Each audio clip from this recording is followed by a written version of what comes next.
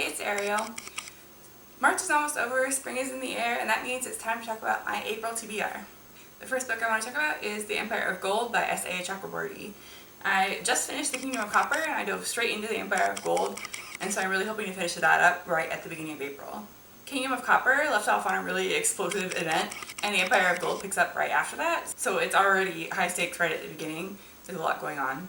Once I finish that, there are a couple of rereads that I'm working on. The first of which is Aragon. I have reread the first two books in the series so far, and so now I'm on Brissinger, which is the third book. I first read Aragon when it was being published back in high school, and I feel like I remembered the plot from the first two books pretty well, but I remember almost nothing about the third and the fourth books, so I think it'll be like reading them for the first time again.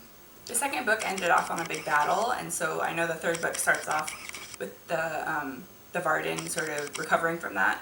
And I'm pretty sure the one thing that I do remember about that book happens pretty soon in the beginning, with Aragon returning to the elves. The second reread that I'm currently working on is the Pendragon series by DJ Hale. I'm on the fourth book, which is the reality book. In the first book, Bobby Pendragon is whisked off to another world by his Uncle Press, and told that he is a traveler who is responsible for saving that world and also protecting the balance of all of the other worlds in the universe called Hala. And they need to be protected because there is this evil person called Saint Dane who is trying to throw all of the worlds into chaos. This is another series that I read back in like high school, middle school maybe even. I read about 7 or 8 of them before I just sort of lost track of the series, and now I know there are 10 total books in the series. So that's why I'm really interested to find out what happens at the end of the series. This fourth book is set in a why can't I say that word? This fourth book is set in a territory with a lot of advanced technology, and so it's definitely more sci-fi than the other books in the series have been so far.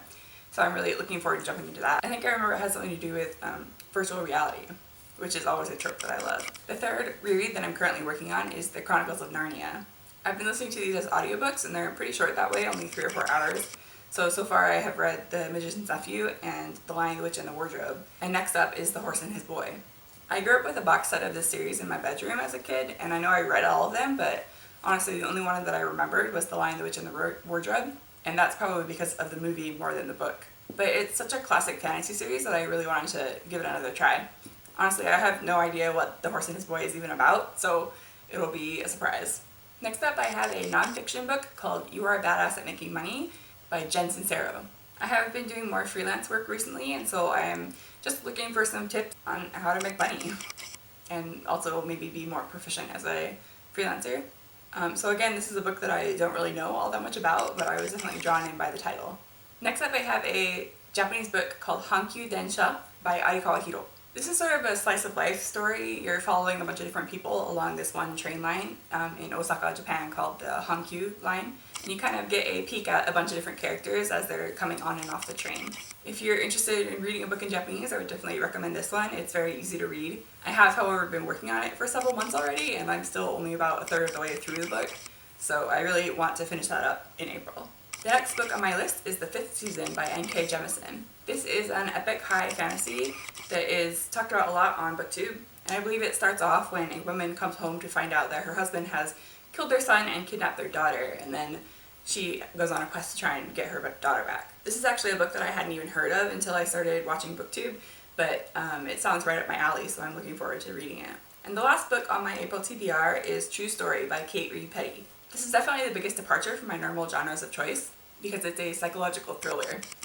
We follow a woman who is working as a ghostwriter, but she also has her own story that she hasn't been able to tell anybody.